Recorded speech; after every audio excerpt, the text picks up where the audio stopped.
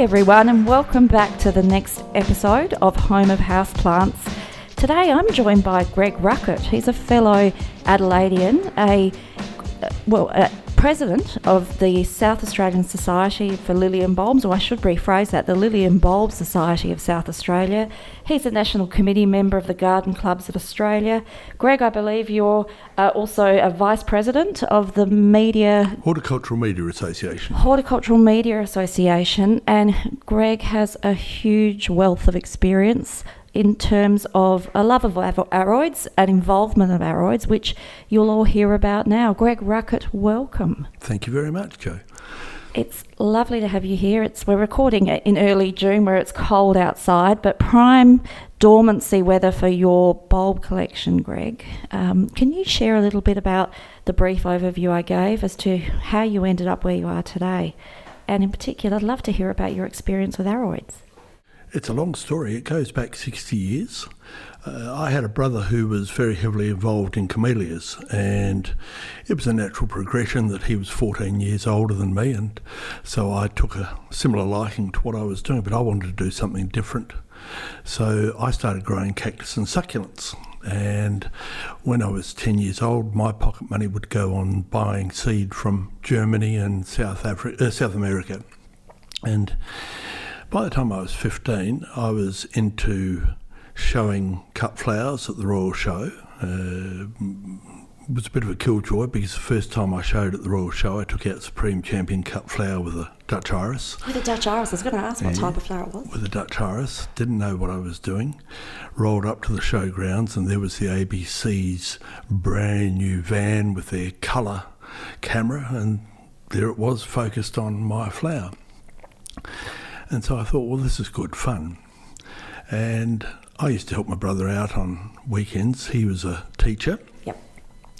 And I must admit, when I was fairly young, I took a dislike to him because my sister, who was independently wealthy, offered the money for us to set up a nursery. Right. And my brother decided that he wanted to keep teaching rather than do a nursery. But I got over that. I can imagine how heartbreaking. The door of opportunity was right there, but in retrospect, I think it was a good thing. Okay. It was a good thing, looking back. We go through marriages. I have grown various plants. I took a liking to Banksias, and I had a good collection of Banksias. And one of the problems is that when you've got the collecting bug, you want everything that is of that nature. And I had a fairly large collection of Banksias in pots. Got married, and of course you had a child and you don't have time for those sorts of pursuits. Got married again, and we moved to a property in the Adelaide Hills, which is fairly large, which gave me a chance to get back into what I was doing. And my passions moved from shrubs back to bulbs, particularly bulbous aroids. And at one stage I had quite a large collection of aracemas. Ended up publishing a small magazine on them. Yep. And as a result of that, received an invite in 1997 to go to China to join a botanical expedition to the border of Burma and China. And we had some interesting things happen on that, one of which we got to the border, and at that stage we were lucky to be allowed into the country, into China. Particularly at that time? Yeah, and I noticed that the leader of the expedition, there were two from Missouri Botanic Gardens and one from Edinburgh Botanic Gardens on the trip as well as a great number of Chinese people. They decided they were going to go over the border into Burma. And I thought, this is all very exciting. I have no papers that allow me into Burma. And a little bit of negotiation went on the border, and next thing we were in Burma. But unfortunately, the Chinese back then weren't very good drivers, and we were in a small bus, and we ended up getting bogged. And I'm sitting in the bus, and there's the driver revving the engine, and all of a sudden these people with guns start appearing around us. It was, all I'm thinking is I shouldn't be here. I'm not in the country that I'm supposed to be. And then the chap from Edinburgh Botanic Gardens got off the bus and went over and spoke to one of the chaps. It turns out they'd both been at a university together, and he was the local warlord. And we ended up having a great party that afternoon, and they helped us get the bus out, and we got back into China. It cost us one cigarette to get from China to Burma, but it cost us the rest of the packet to get back into China.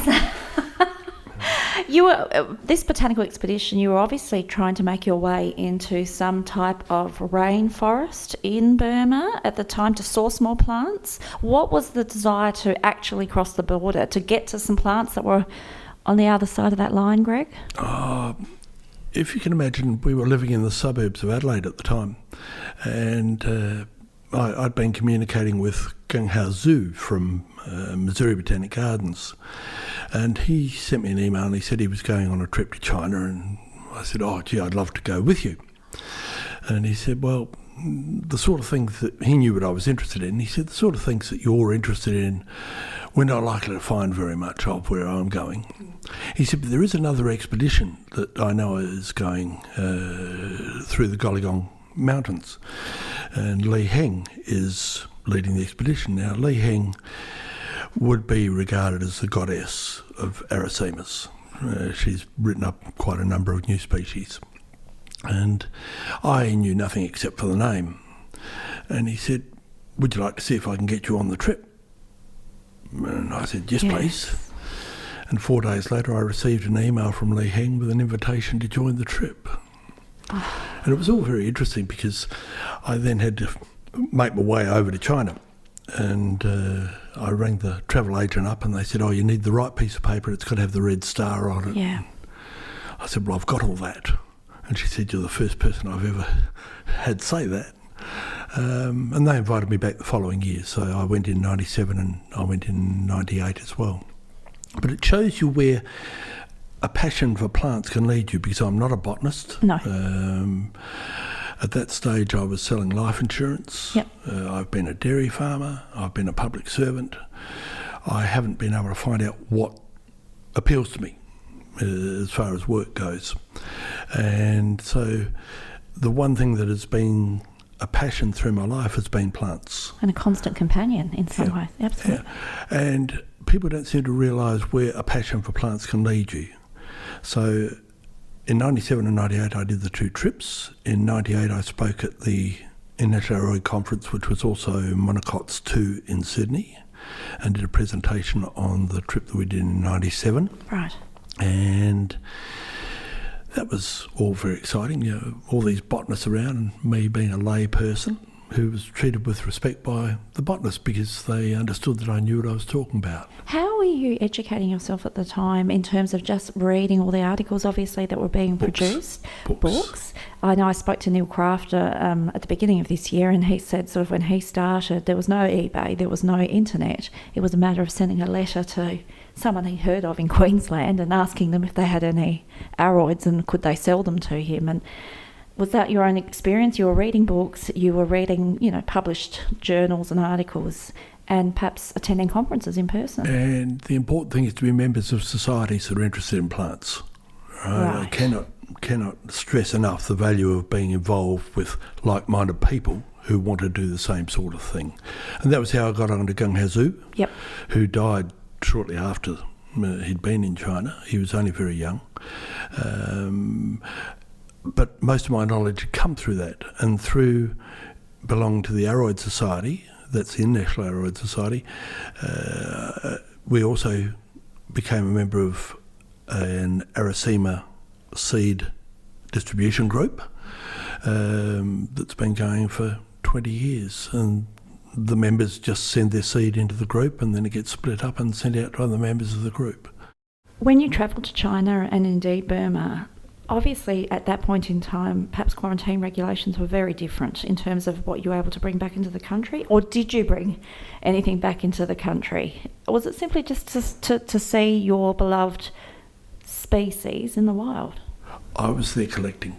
I funded the expeditions by selling seed, selling shares, because that's what people did back then. Okay. Chris Chadwell was an English person who went through the Himalayas every year, and I would subscribe to his expeditions and he would send me seed. And so I figured I couldn't afford to go on the expeditions, I had to find a way of funding it. And I actually funded it on the internet in 1997. So tell me a little bit about that. So you created a website, did you? You created a post? Tell me how you did it. Because we had contacts through the Aroid world, through belonging to the society, Yep. I put the word out that I was going. It was the first time white people had been through that area in 100 years, since Kingdom Ward. Wow. All right, so none of the stuff that we found was in circulation. And I put out a newsletter to people and I said, if you want to support me in this venture, here's what it costs you to subscribe. You'll get X packets of seed in return for supporting me. Did you have a list of things you were after? So you sort of did some planning? No. Did you have a guide? Just the mechanics of doing that at that time. How? Permits to go into these places? We didn't have to have permits. I import bulbs now and the regulations are very, very different. And the regulations change all the time. Yes. When I came on the second expedition, the Chinese are very good for having banquets. And at the end of an expedition, they have a big banquet. And there'd been another expedition through China at the same time with somebody from Melbourne Botanic Gardens. And I had a reasonably large consignment of bulbs that I was bringing back as well as the seed. Okay. And she leaned over to me, she was sitting next to me at dinner, and she leaned over and she said, you know, the regulations have changed. So in the time that I'd been out of contact, and we were out of contact, my father died while I was on the trip and I didn't find out for 3 weeks after he died. How long were you away for, Greg, just roughly? Each trip was a bit over 6 weeks. And you're in mountainous regions, I'm imagining here. We were in mountainous regions. We were in regions that would have one electricity line to a city, to a township of 10,000 people. And you would be perhaps sleeping in locals' huts or actually camping perhaps in the forest at the time? We were camping, we were sleeping in very, very rudimentary conditions. One place we stayed, we slept in a school. The school teacher was 15. Gee. Right, because that was all they could get to go out there and teach the people. But it was interesting because coming through the airport to come home after the second expedition, the box that I had all the bulbs packed in started to fall apart. Right. And this little Chinese man just helped me and taped it all up and sent me on my way. Wow. Very different now.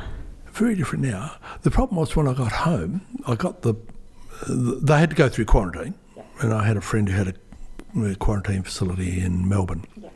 And I had problems with the seed. Now remember, I'd funded the expedition on the promise of sending people seed.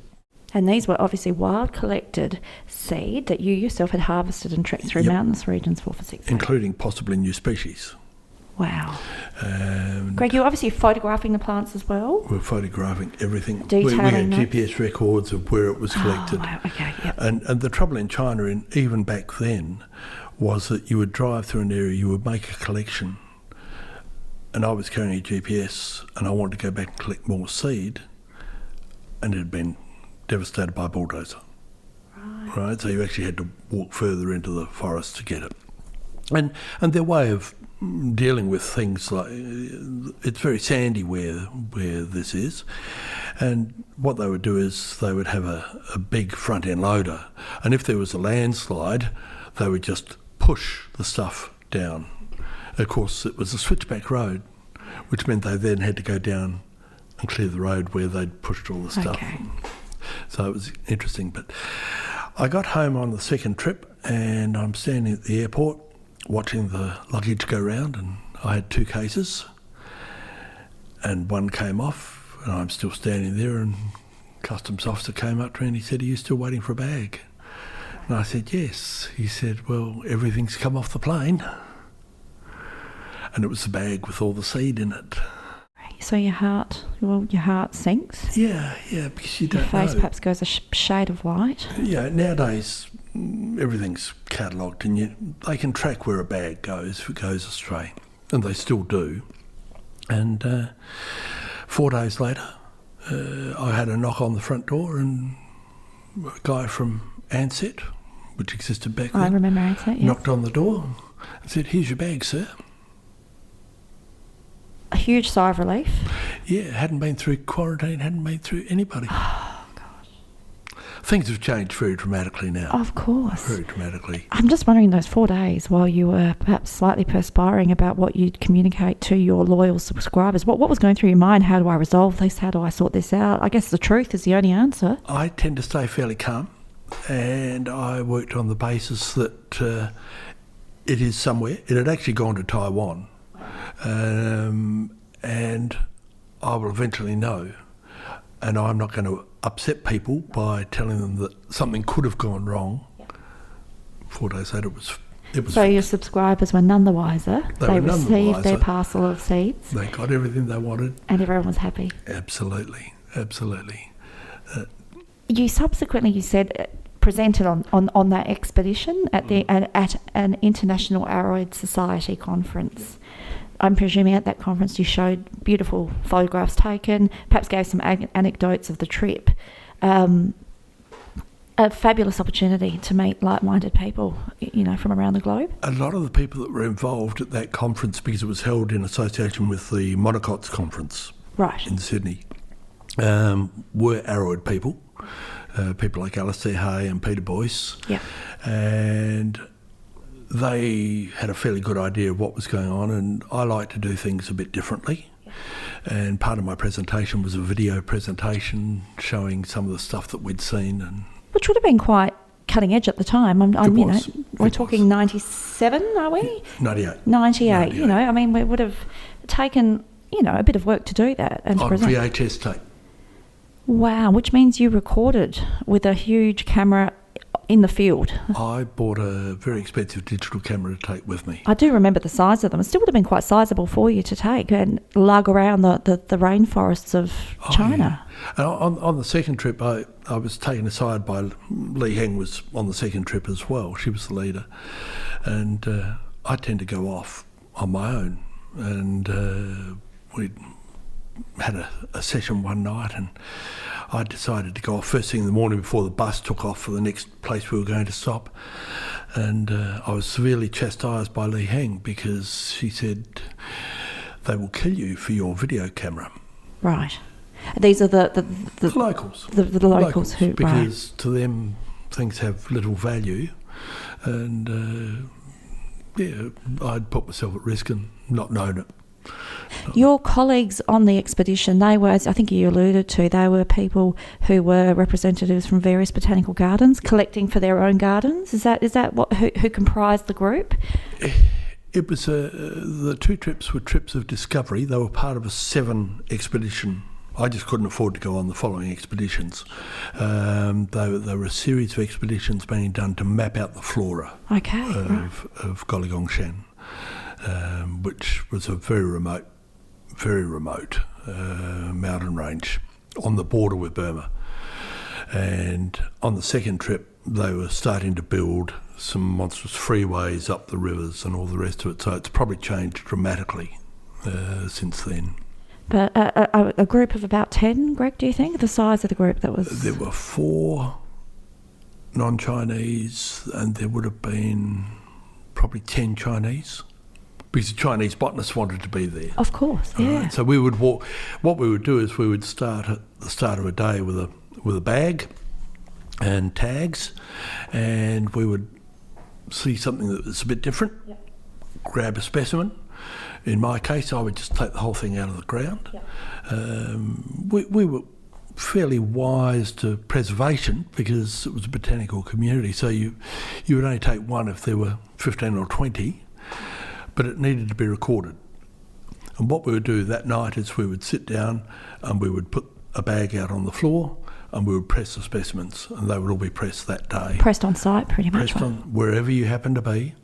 They were pressed and recorded. On the one trip we had an American who was recording everything on computer. Wow, okay. And Li Heng was, of course, recording everything in her notebook.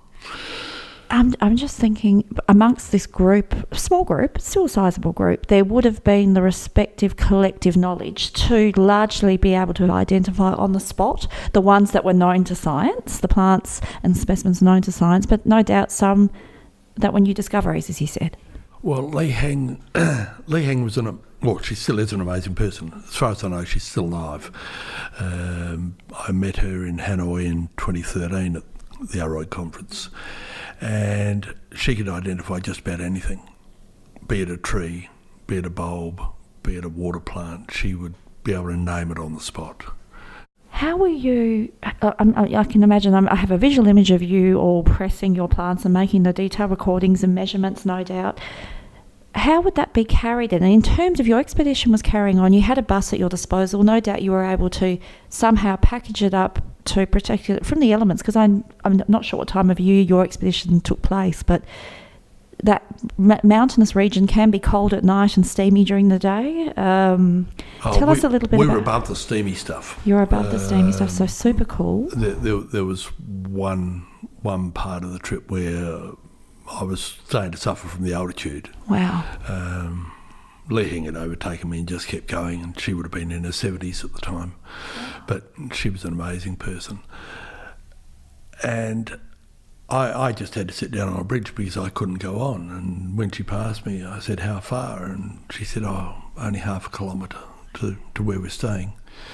And everybody was standing around the fire inside the building trying to dry their clothes off because it was so wet and cold. They're great memories. I can imagine.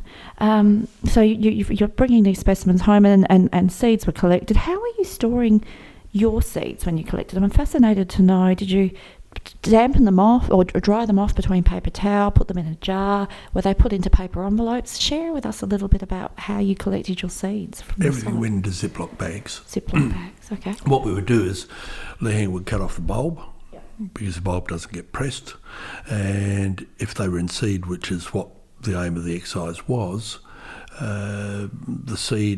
some seed would go in the herbarium specimen, because remember we're looking at fairly large specimens, and most herbarium sheets are no bigger than A3, and so you've got to be able to fold them and get them down to size.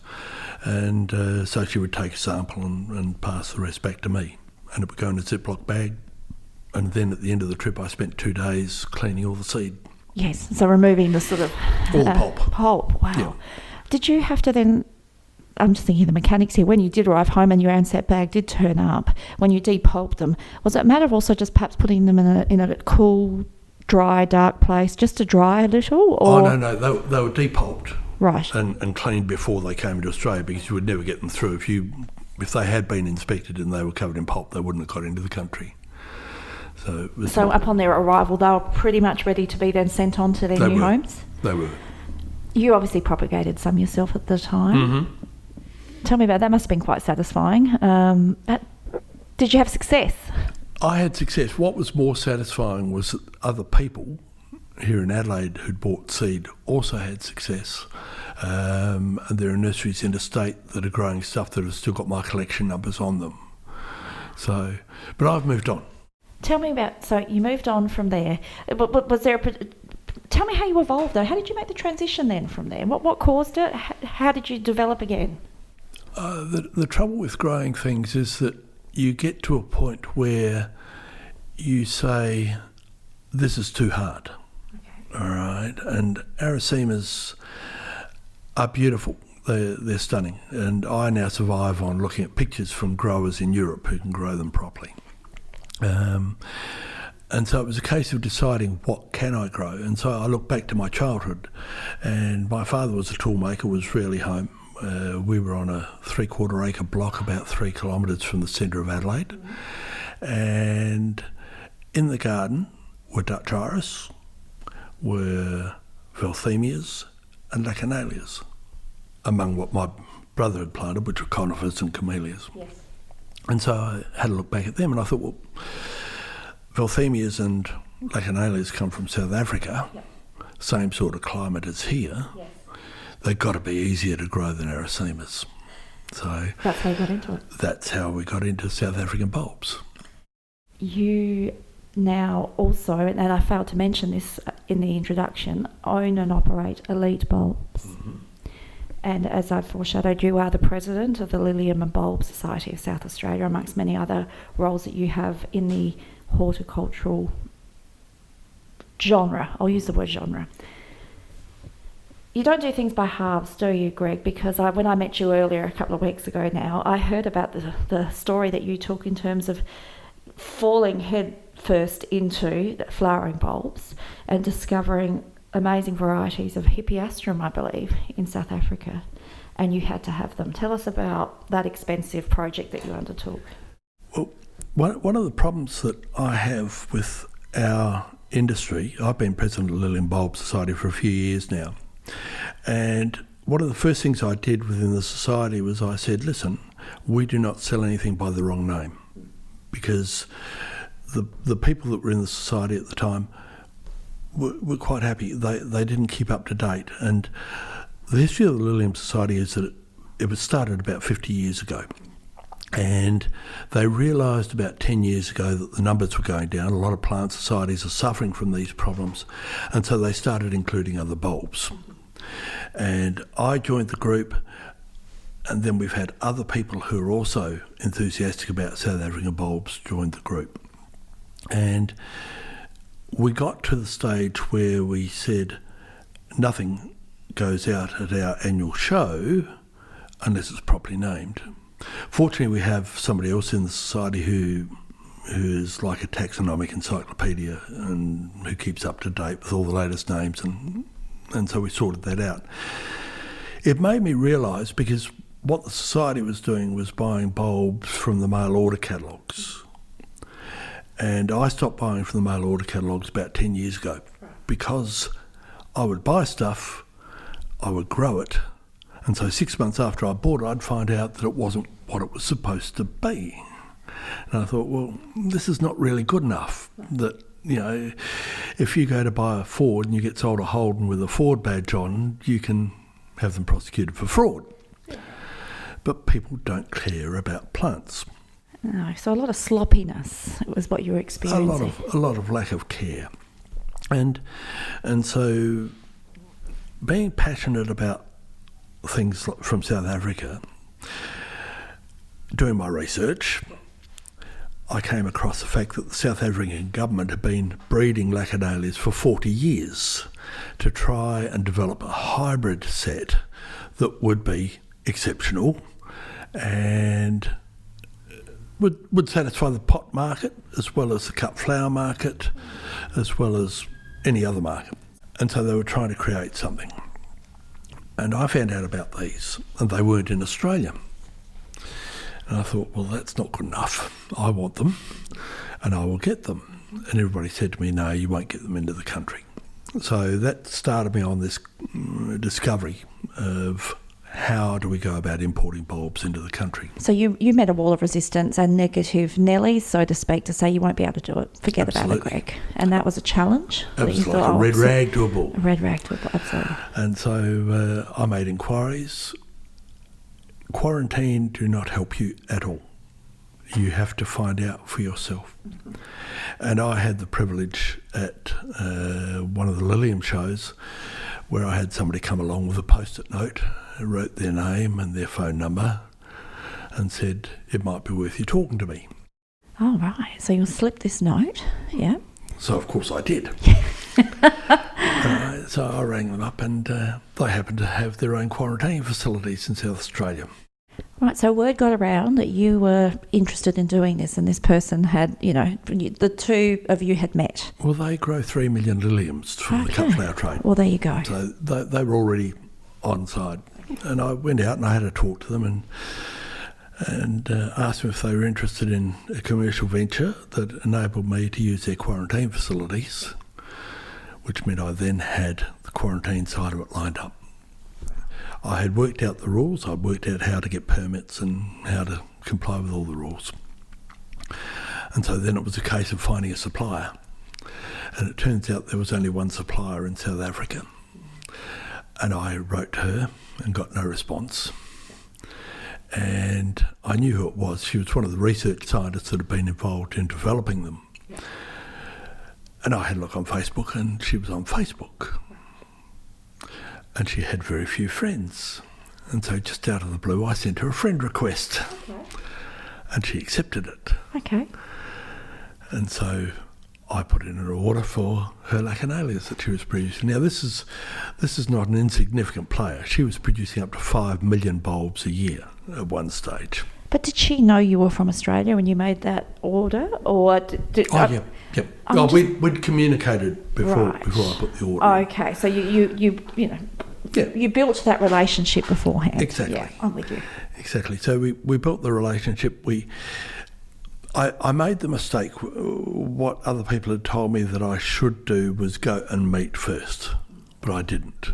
I didn't have the money. I had the money to buy the bulbs. I had the money to put them through quarantine, which is an expensive process, but I didn't have the money to do the trip as well. Yeah. I wish I had. Yes. So I brought the first lot in, and it's got to be the most nerve-wracking experience when you're dealing with quarantine officers who have the right to say that shall be destroyed and you have no right of appeal, and you can lose the whole consignment. Greg, what year are we talking about here? Oh, we are talking 2016. Okay, so recent, but as we both 2015. Wow, okay, and as we'll get to shortly, things have changed again since then for different genus. Mm-hmm. Maybe not necessarily for the particular genus you're importing, but aroids, the hurdle is much higher. But tell me about your experience. So you have all the approvals, you have your quarantine facility set up, quarantine are waiting for you to arrive. Is that right, when you return home? I went over and brought the second lot back in my luggage. That was exciting. Which is permitted, as you tell me, provided that quarantine know which flight you're coming back home. You have to notify them 14 days in advance, and they've got their piece of paper there, and they're expecting you. Yeah. And they take the parcels away, and they do the inspection, and then you can do the fumigation, and the process becomes quite normal because it's just a port of entry. You know, if it comes in via plane as cargo, they do the inspection. All you're doing is carrying them. Yes.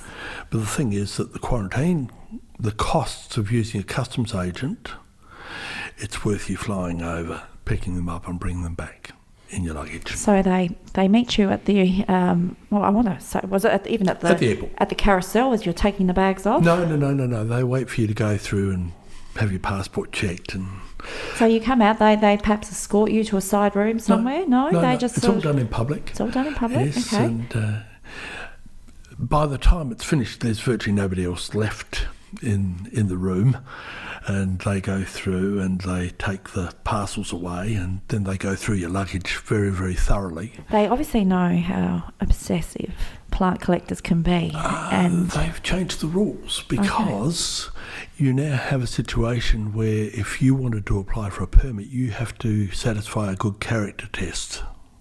Really? Okay. So what they did with me was they took the bulb. I've brought back a couple of lots through the airport. They take the bulbs away from you, and then they go through your luggage. Yep.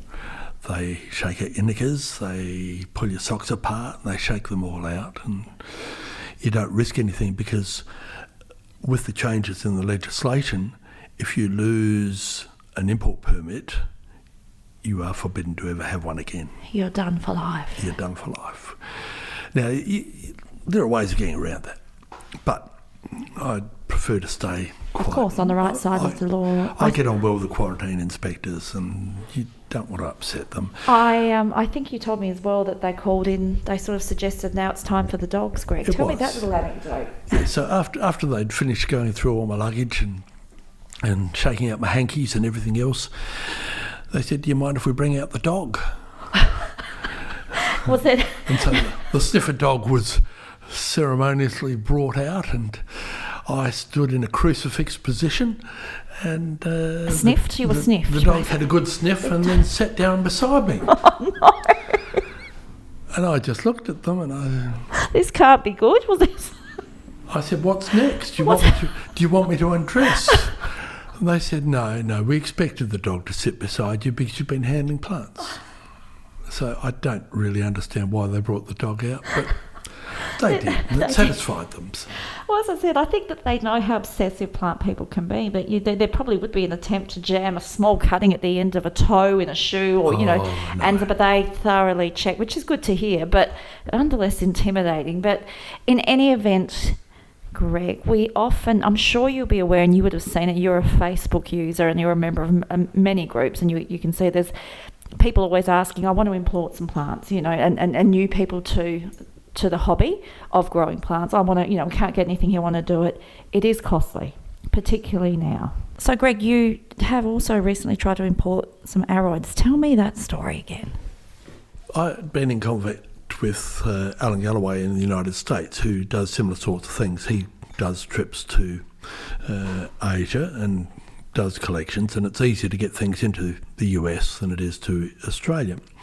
And I thought, well, he's a likely person to be very good to get them from. So I'd arranged with a quarantine station in Tasmania, because at that point in time, aroids could be grown in open quarantine.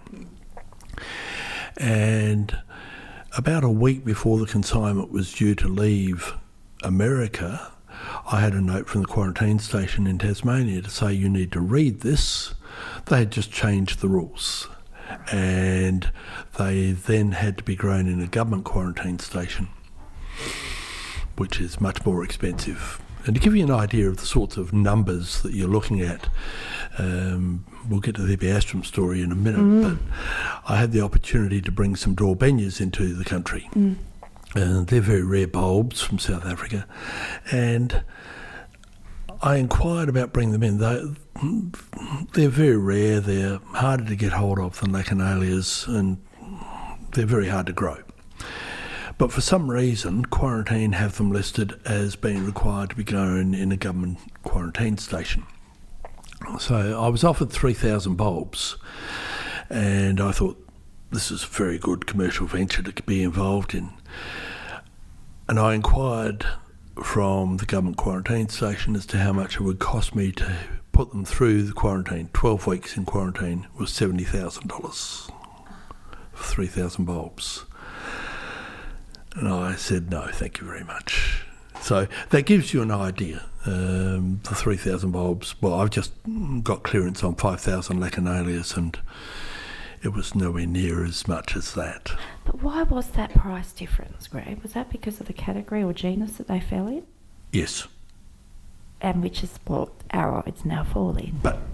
And aroids fall into the same category. And the stupidity is that Dorbenias and Lachanalias are the same family. Right. It's not like they're aroids. So there's no demarcation even at that point. There is absolutely no demarcation. It's nonsensical almost how they... But no doubt, being a former lawyer, there is some regulation that categorises A to B to C, and aroids fall into the most expensive category to import.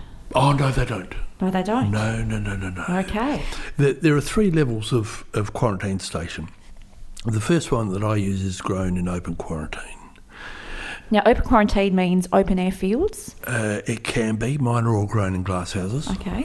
But open quarantine can mean not a government-run facility. Yeah. Right. It'd be certified, but not government. It's 6.11, if you know the rules. There you go. The next level is 6.1. And 6.1 is grown in a government quarantine station. The only one in South Australia is at Weight Research. Right. And it is a temperature-controlled house. And that's how they make their money. Okay. All right. Then there is another level above that. Would that be for orchids? I can't even imagine what falls into that one. I was involved in trying to get some other plants. I won't say what they were. No? Okay. Of the legal variety? All legal. All legal, yep. Now, I will never import bulbs from Europe or America because they have sudden oak death. Okay. And the bulb treatment for bringing bulbs into Australia from South Africa or parts of Asia is very simple. They're inspected at the airport to be clean, and then they go to fumigation. They get fumigated with methyl bromide for 3 hours, right, which is the only use that it's allowed for anywhere in the world because it's so toxic, and then they're yours to plant. If bulbs were to come from the Americas, north or south, or from Europe, they go through the same process. Then they are put in 50-degree water under the supervision of a quarantine inspector for an hour.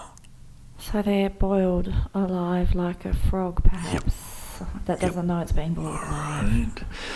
So there are difficulties in bringing stuff in now because of sudden oak death. Okay. With the plants and we have finally got them into the country, these other plants are woody plants, and when a consignment of woody plants or cuttings comes into the country, every plant has to be inspected. Right. It then goes through the fumigation process, and depending on the country it comes from, if it comes from America or Europe, it goes through a facility at Mickleham in Victoria. It's the only facility in Australia that's allowed to do it. Okay. And everything there is grown for at least 12 months, and it is sampled every month at the owner's expense. Now, I heard a story of somebody brought 15 plants of this particular genus in, and they were in there. It cost them over $15,000 for those 15 plants, and at the end of the day they got 3 plants. 12 of them died in quarantine. Greg, you somewhat have a sporting chance with this process in terms of you importing bulbs. Would that be fair to say, as compared to a rare philodendron plant with roots? I'm thinking here in particular of the methyl bromide treatment. Would that be fair? You've got more of a chance. Well, you'll get them. You don't need to show that 3 months continuous growth, do you? Or the 12 weeks that you mentioned. With the Lachanalias, they must be grown for a minimum of 12 weeks, and they are inspected at point of growth, so they've got to have sufficient growth out of the ground for the inspector to be happy with them, and then they're inspected a few weeks later. Okay. And providing there's no disease, they're yours. Right. With something like the aroids, I would be inclined to bring in cuttings. Okay. All right. I wouldn't bring in rooted material because they've got to be bare rooted. Okay. They go through a government quarantine station, which means you don't get to plant them. I say to the inspectors, nobody touches my babies. Right? I'm there when they're fumigated. I do all the planting. But you wouldn't get to do that. You would have to pay somebody to do it at $160 an hour. Right. And so the costs just keep mounting. Yeah. To get a consignment of bulbs out of quarantine for me at the moment, with the Lachanalias, it cost me about $1,000 to get them out of the airport. Okay. That's just the paperwork that the brokers do to get them out. And then you've got the quarantine inspections on top of that. Wow. All right. Are you, this is just from a bit of the housekeeping perspective and the account keeping perspective, are you given a bill at the end of this whole process, or you billed quarterly? No, you get billed. You get billed at the inspection. You get billed by the customs agents. Right, it's just this constant stream. It's just a constant stream of bills. So you make sure you've got enough money in the bank before you start. Wow, okay. Wow, it's methyl bromide treatment can't be good for a plant that's got roots and leaves, as you said, and that's why you're suggesting the cuttings. Normally cuttings. Normally bring in cuttings, because the cuttings got the bark on them. They can come in plugs. Okay. In other words, the cuttings have just started to grow roots. The plugs have got to be cleaned off. Okay, So right. they've got to be bare rooted before they go through quarantine. And I think a very good point is that it's 12 weeks or 3 months of consistent or good growth, as you said. So if you've got a plant that's perhaps poorly, that has not sprouting to the standard or growing to the standard that quarantine is happy with, it delays it even further, doesn't it? Absolutely. The consignment that I got clearance on last week were in quarantine 15 weeks.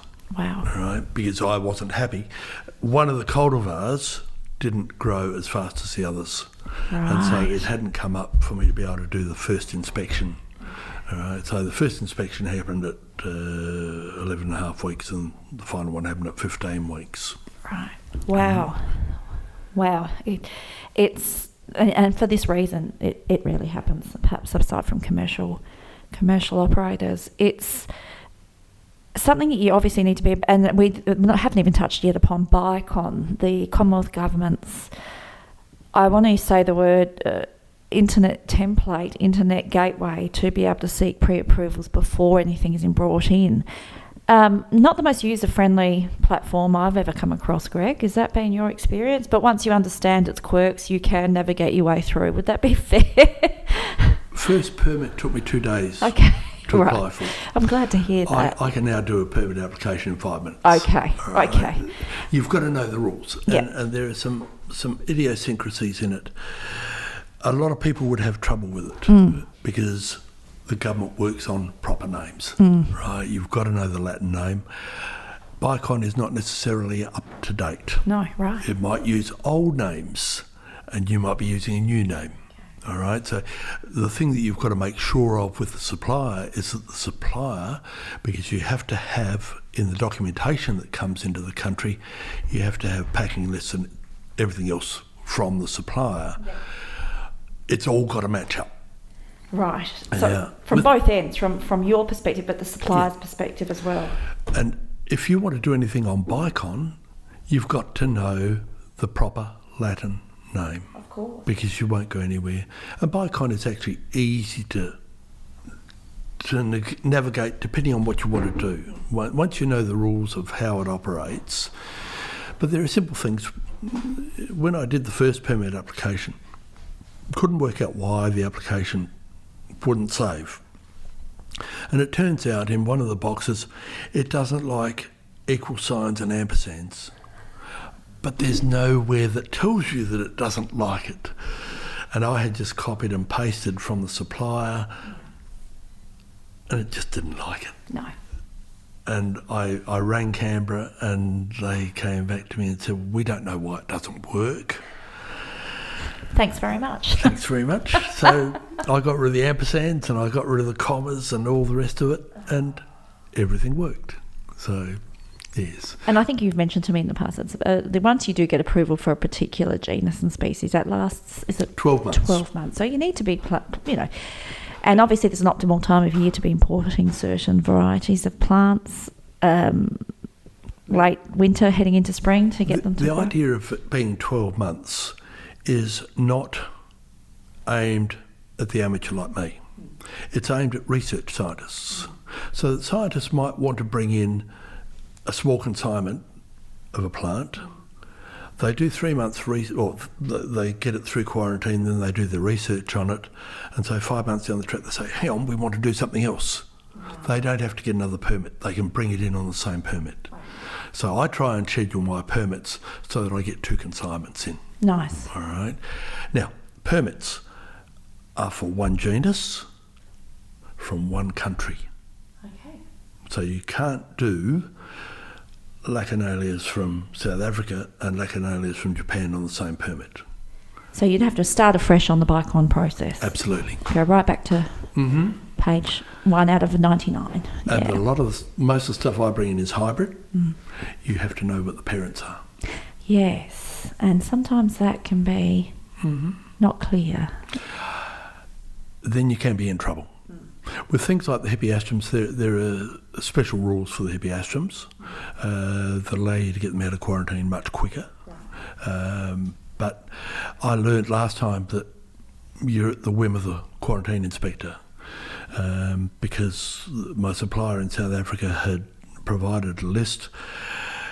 We have to have a phytosanitary certificate when they arrive. If they don't have a phytosanitary certificate, you're in trouble. Phytosanitary certificate came in, had 2 named cultivars on it.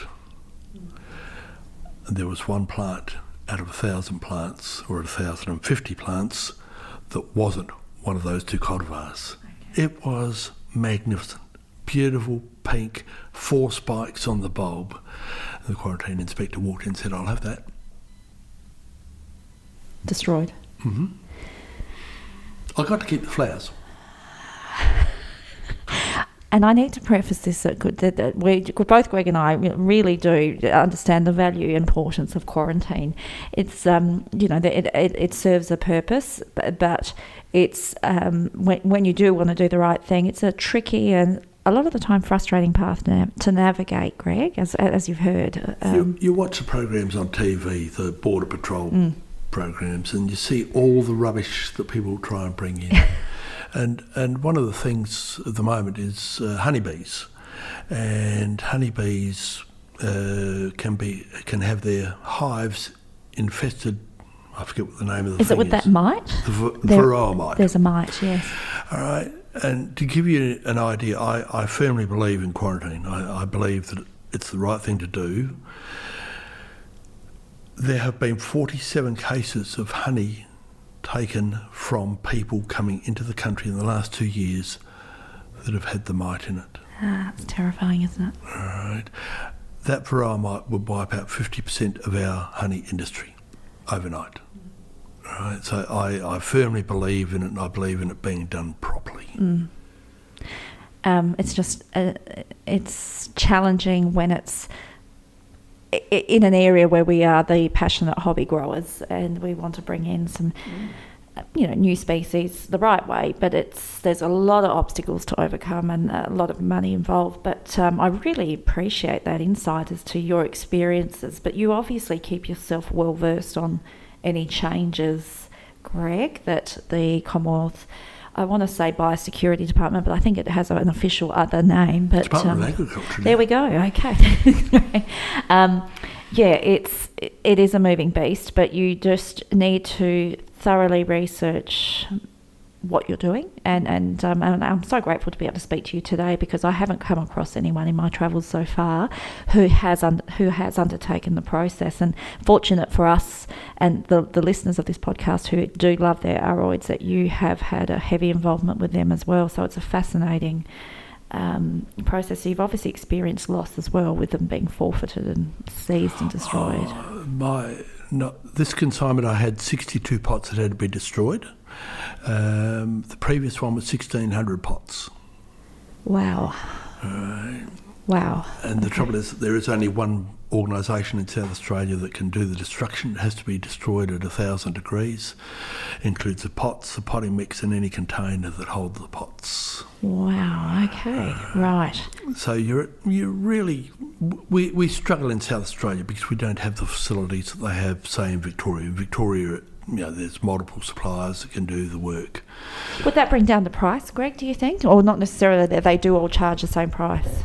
On the way to recording this, I took the 62 pots to be destroyed, and I had looked at the facilities where they're destroyed, and no, there's millions of dollars worth of equipment there.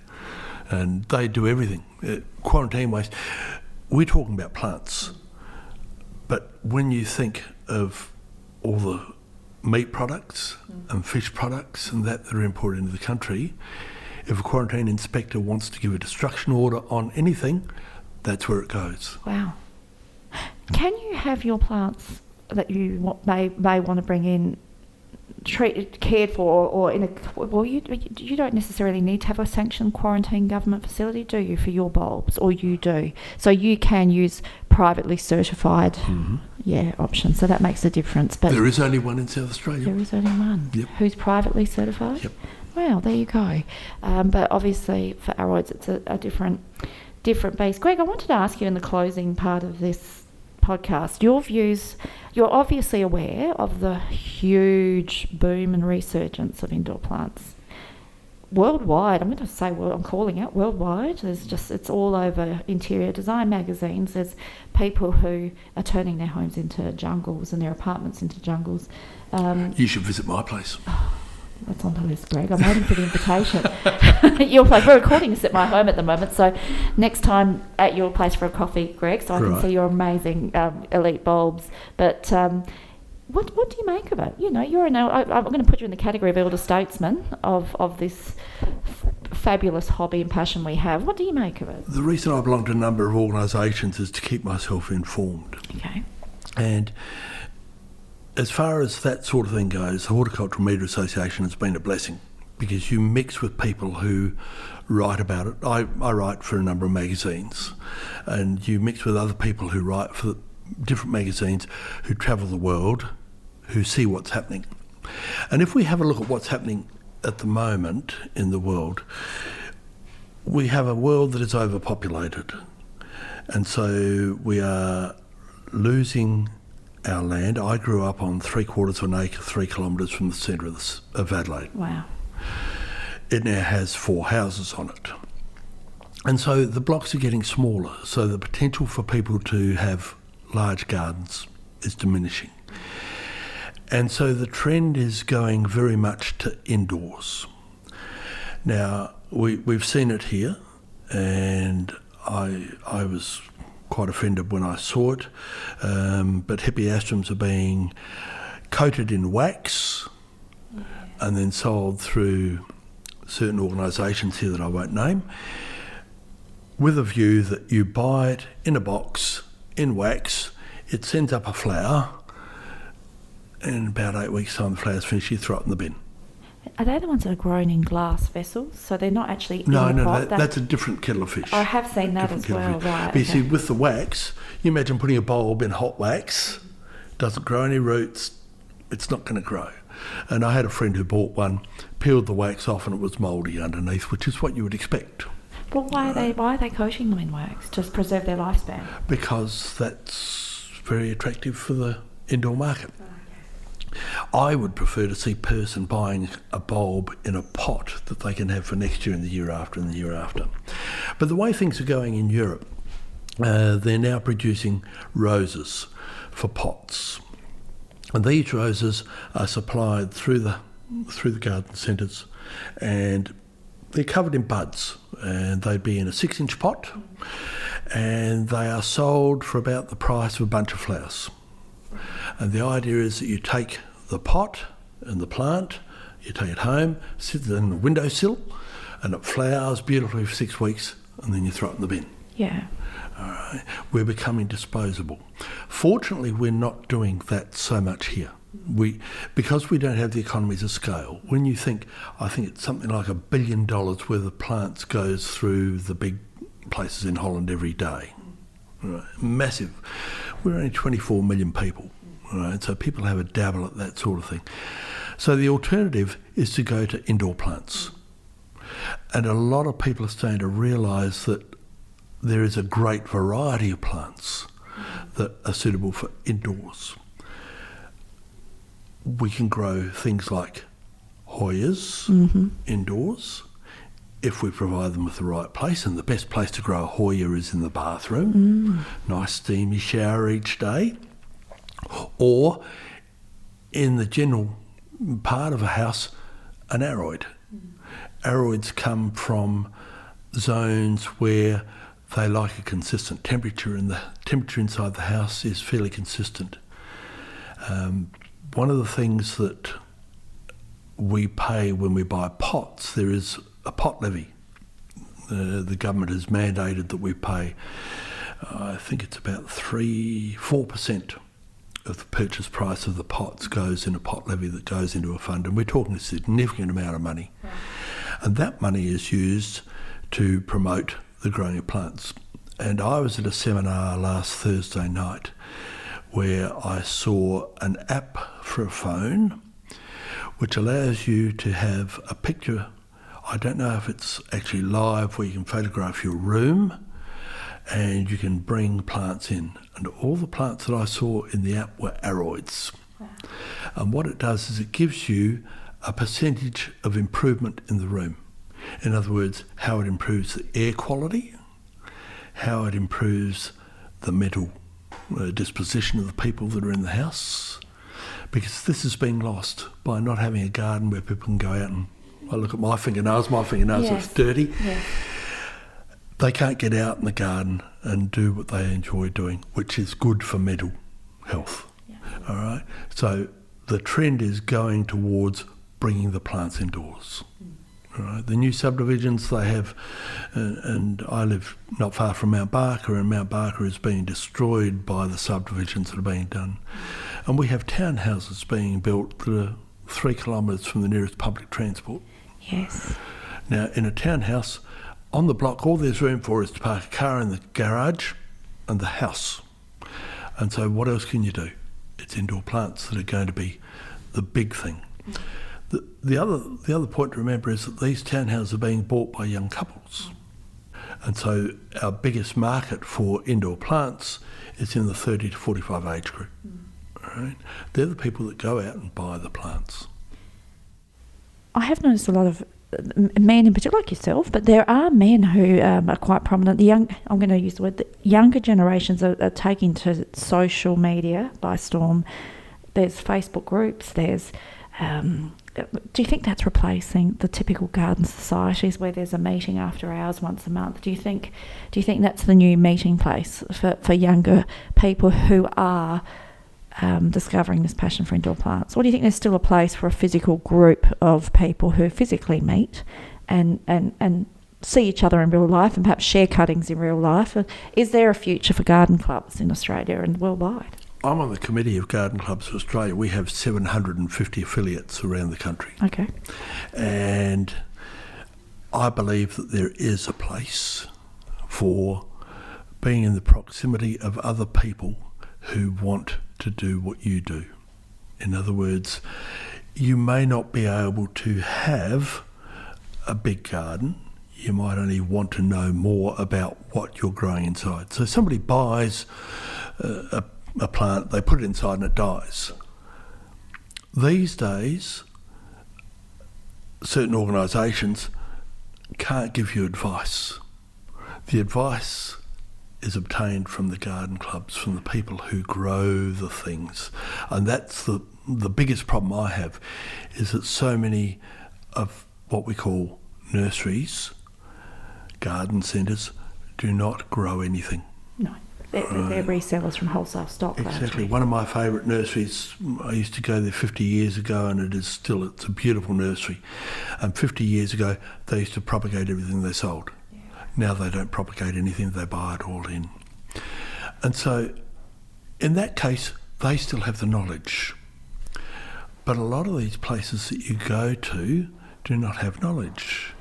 And I've seen cases where there have been groups of people that go to a session at a centre, and the people at the session end up teaching the person who's leading the session, because the person leading the session doesn't have the knowledge. And people who are new to the hobby wouldn't know which garden centres are the ones, as you say, or the one singular that has that history of knowledge, compared to perhaps a new garden centre that's popped up in the subdivision in the hills of Mount Barker. That's right. And that's where people, unless you have someone that can guide you that way, you don't know. So, Greg, it's come to the end of our recording today for the podcast. I'm wondering if you can make some final comments on where you think society is heading in terms of gardening, but in particular indoor plants. Do you think it's a good direction that we're heading in? And are you happy with where society is heading with plants? I think in answer to your question, I'm happy where society is heading with plants. Our house is full of plants, all sorts of plants. We don't just grow bulbs, we grow all sorts of smelly things and things that don't smell so bad. Yep. It is the only healthy way to go, because people don't understand the importance of plants. Plants are critical. If we don't have plants, we're dead. All right? We don't have oxygen, we're dead. And so things go in circles, right? And when I was young, we would get 160 people to a meeting of the Cactus and Succulent Society. I think they only get about 20 or 30 now. It will come back because succulents are very easy to grow, right? Indoor plants, some plants are indestructible. You can't kill them. The sorts of indoor plants I grow, you can kill, and you can kill them very easily, but I grow them indoors because that's the best environment I can produce for them. Any plant that is grown is a good plant as far as I'm concerned. People complain about weeds in the garden, but they're all doing their job as far as nature is concerned. The important thing is that people don't lose sight of how important plants are. And it may be somebody who lives in a flat who only has one indoor plant. They move into a house where they've got 2 bedrooms and they have a couple more plants. It's got to be a good thing. That's really nice to hear. I have to agree with you, Greg. I think it's brought me so much joy and pleasure. I can't tell you how good it is for my soul to be able to head out to one of the glass houses, spend an hour even cutting off dead leaves, pruning back some plants that perhaps look less than ideal, even fertilising. It can be annoying. I have to regularly engage in a huge couple of hours of liquid fertilising my plants, and I tell you what, a couple of weeks later, they reward me 10 times over. I would like to leave you with one thought. I talk to a lot of garden clubs, and the first thing I do is I start my talk by asking who in the audience are grandparents, and most people are. And they put up their hands, and I ask them next, what do they give their grandchildren? Yeah. Forget about the children, they can look after themselves, but what do they get their grandchildren? Do they give them money? Do they give them video devices? Yep. Or do they give them some bulbs in a pot? Yeah. Because when they take that pot home and it sits on the windowsill, and in a few weeks' time something starts to emerge out of the pot, It's exciting, isn't and it? then it has a beautiful flower, you never know where that seed's going to take them. What a lovely thought. That is, and perhaps start a passion like you and I both have. Greg, could you let everyone know if they want to reach out to you, if they'd like to see some of the amazing bulbs you have in your collection and have for sale, how can people find you? We're on the internet.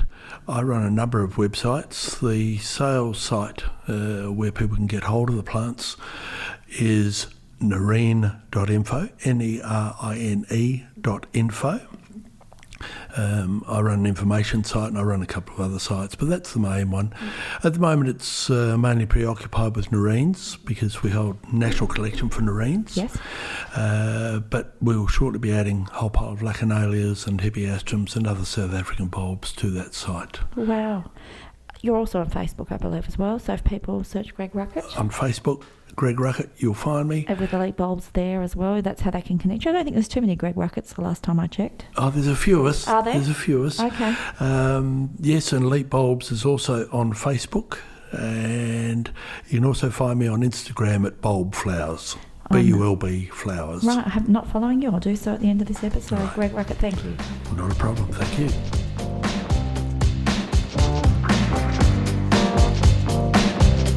Thank you for listening to this episode of Home of Houseplants. I really do hope you enjoyed it. If you did, I would love for you to subscribe and leave a review, as it does help many others find the podcast, and in particular those that share the passion, the obsession that is growing indoor plants. I would like to give a shout out to Music Bed for the fabulous cool beats that you've heard during the course of this podcast and throughout the episodes. Home of Houseplants has a licensing agreement with musicbed.com to support the artists, both emerging and established. If you do wish to contact me, please do so via Instagram at Home of Houseplants or via my email address, which you can easily find on the website, homeofhouseplants.com.au. Please enjoy the week, the day, your evening, whatever time you are listening to this podcast. And I look forward for you to join me on the next episode, whenever that will be in the future. Bye, guys.